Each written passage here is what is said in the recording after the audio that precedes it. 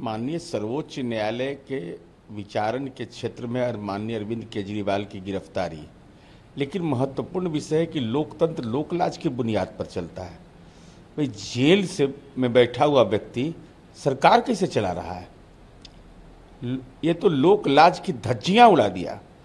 और साथ ही साथ यह भी महत्वपूर्ण है कि इंडिया गठबंधन के जो घटक दल हैं, उदाहरण स्वरूप है कि लालू जी को गद्दी छोड़ना पड़ा, हेमंत सोरेन को गद्दी छोड़ना पड़ा, तो ये अरविंद केजरीवाल ये नौमा आश्चर्य हैं।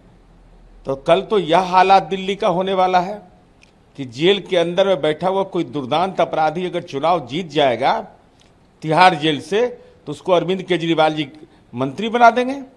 ये क्या हो रहा है? लोकलाज की बुनियाद पर लोकतंत्र चलता है और अरविंद केजरीवाल आजादी के बाद लोकलाज की धज्जियां उड़ाने वाले प्रथम मुख्यमंत्री के रूप में चिन्हित किए जाएंगे। लालू यादव और हेमंत सोरेन को इस्तीफे की सलाह क्यों नहीं दे रहे? ये तीन लोग तो इस्तीफा दिए थे। उनको क्यों नहीं दे रहे इस्तीफा देने की सलाह? अरे अभी लोग भाई एक ही काम में तो सब लगे हुए हैं, धन अर्जन धन अर्जन धन अर्जन। तो धन अर्जन का बीमारी है। और बिहार में हम लोगों ने कमान कसा था, माननीय उच्च न्यायालय ने कमान इनको कसा दी, तो सर्किट हाउस में जाकर रह रहे थे, इनको पहुंचाया गया था जेल।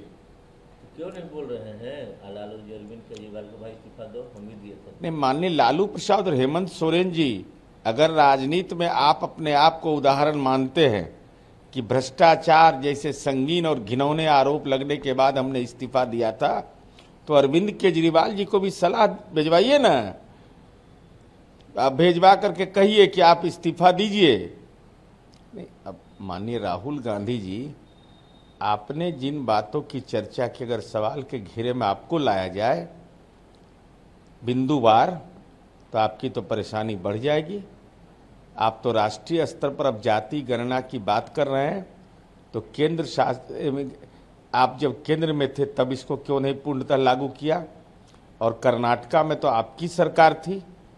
बिहार मॉडल है कि बिहार ने जाति गणना करा करके उसके लिए कल्याणकारी कार्यक्रम तक के घोषणा करके उसका क्रियान्वयन शुरू कर दिया, और आपने रिपोर्ट ही सार्वजनिक नहीं किया।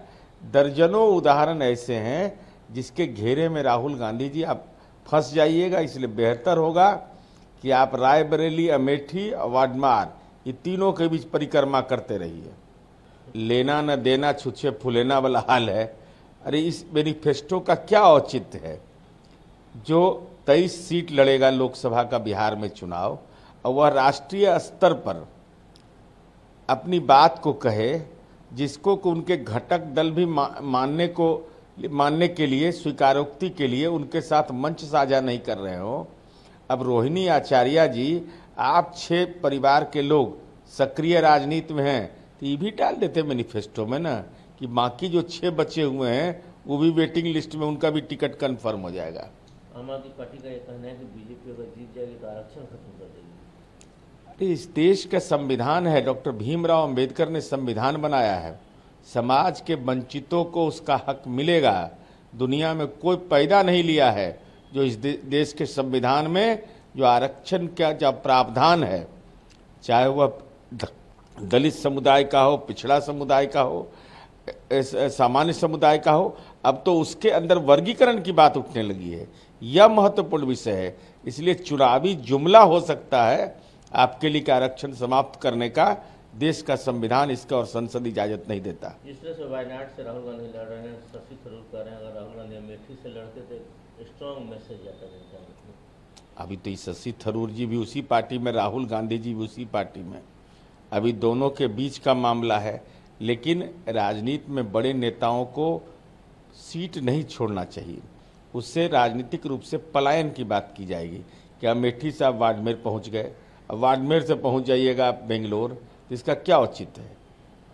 मायावती बताइए कि हमारी सरकार बनेगी तो हम सेपरेट अलग से यूपी, वेस्ट यूपी बनाएंगे। अरे मायावती जी की भूमिका समाप्त हो गई, अभी राजनीति के नेपथ्य में है।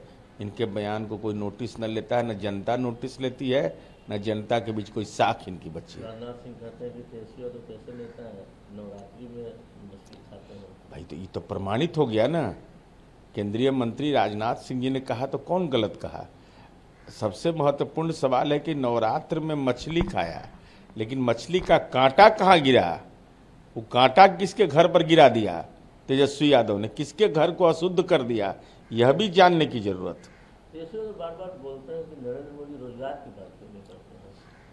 अब रोजगार की बात नहीं करते हैं तो आखिर रोजगार के पद सृजित कैसे हुए, भर्तियां कैसे हुई। आपकी नीति के तहत जो रोजगार है कि जमीन दो और नौकरी लो, यह संभव नहीं है।